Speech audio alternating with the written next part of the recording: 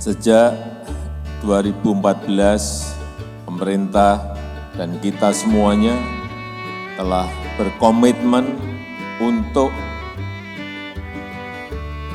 membangun negara kita Indonesia, membangun dari pinggiran, membangun dari perbatasan, membangun dari desa, bukan Jawa sentris tetapi Indonesia sentris.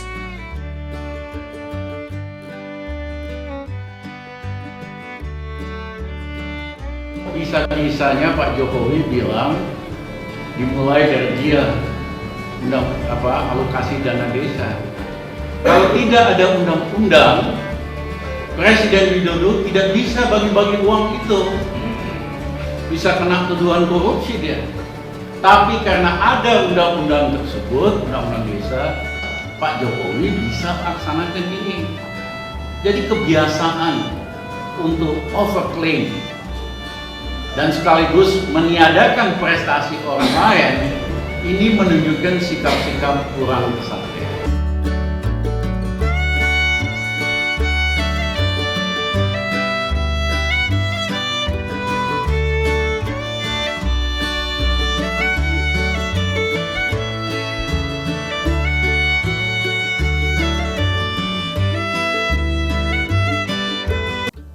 Sejak 2014, pemerintah dan kita semuanya telah berkomitmen untuk membangun negara kita Indonesia, membangun dari pinggiran, membangun dari perbatasan, membangun dari desa, bukan Jawa sentris tetapi Indonesia sentris. Yang kita bangun juga bukan hanya yang gede-gede saja, yang kita bangun juga bukan hanya yang besar-besar saja. Jalan tol misalnya, atau pelabuhan besar, atau airport atau bandara, bukan itu saja. Tetapi juga jalan-jalan di kampung, jalan-jalan di desa, embung-embung kecil yang ada di desa, dan memperbaiki pasar rakyat yang ada di desa-desa. Dan perlu saya ingatkan bahwa penyaluran dana desa sejak tahun 2015 sampai saat ini kita sudah menyalurkan 400,1 triliun rupiah. Kok pada diem?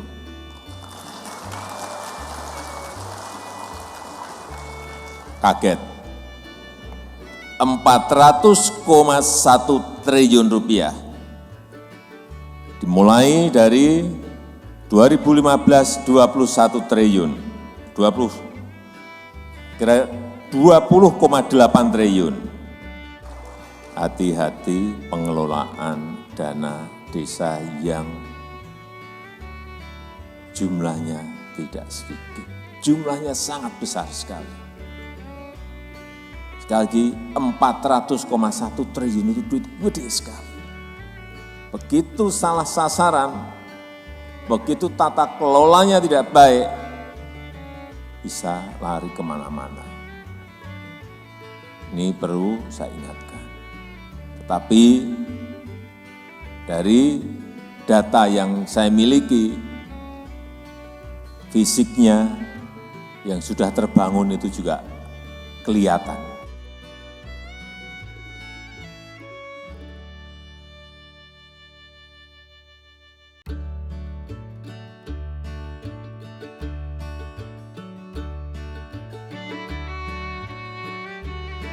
Awalnya memang kita melihat potensi alam, sosial, budaya, pertanian, peternakan yang ada di Bojonegoro. Banyak program yang menjadi impian kita sebenarnya, yang sudah kita tahan. Ya, karena apa? Kita sangat terbatas dari sisi dana. Begitu dana desa ini meluncur, karena masyarakat juga proaktif, alhamdulillah itu bisa gayung bersambut lah.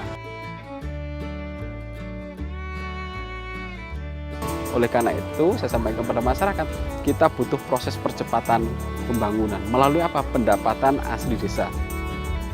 Seiring berjalan waktu, alhamdulillah di tahun 2015 dengan dana desa kita membentuk yang namanya Badan Usaha Milik Desa. Badan Usaha Milik Desa inilah yang menjadi rohnya ketika kita mulai menggiatkan masyarakat pemberdayaan dari sisi sumber daya alam dan sumber daya ekonomi masyarakat. Ya baru-baru ini perkembangannya luar biasa. Masyarakat pun juga saya sendiri merasakan begitu banyaknya pemberdayaan yang ada di desa kami. Seperti halnya adanya wisata, warga bisa membuka usaha permainan yang di tempat wisata, juga ada pertokoan, bahkan ada dari warga yang buka wisata berkuda itu. Jadi masyarakat sekarang sudah tidak lagi membicarakan pembangunan fisik, tetapi sudah saya harus dapat apa dari nilai ekonomi ketika pembangunan ini berjalan di Bojonggede. Jadi seperti ini, peternakan sapi perah yang dulunya hanya menjual langsung dikirim dalam bentuk belum olahan, sekarang sudah berkembang. Ibu-ibu PKK membuat bermacam-macam olahan yang nilainya lebih meningkat lagi. Kita pun harus ikut aktif. Jangan kita ini hanya cuma menanti uluran tangan. Kalau bisa kita itu kreatif, bisa termotivasi apa yang bisa kita berikan demi kemajuan desa kita. Salah satu dampaknya yang sangat luar biasa adalah 85 orang pengangguran pemuda itu yang tidak bekerja sama sekali di Desa Bojonggede itu sekarang bisa kita tampung di unit wisata ini. Kemudian menurunkan angka urbanisasi. Saya merasakan sendiri, saya sadarnya dari wisata ini, kebanyakan urbanisasi itu di desanya nggak ada lapangan pekerjaan buat cari uang gitu. Alhamdulillah dengan adanya desa wisata ini yang membuat saya ingin balik ke desa. Seenggaknya ada kontribusi di desa Bojonggede ini. Dari dana desa, kita sudah membangun jaringan pipanisasi air bersih yang itu ada master plan-nya, kemudian ada penampungan yang itu juga untuk air bersih dan akan berdampak 40 tahun ke depan. Kemudian ada pengelolaan sampah terpadu yang kita lakukan di Desa Bojonggede. Kemudian pembangunan jalan. Di masing-masing titik di dusun kita sudah kita lakukan pembangunan jalan, baik itu skala kecil maupun besar. Di samping itu, untuk kegiatan peningkatan derajat kesehatan masyarakat sudah kita lakukan melalui program makanan tambahan bayi, kemudian kegiatan posyandu lansia sudah kita lakukan juga.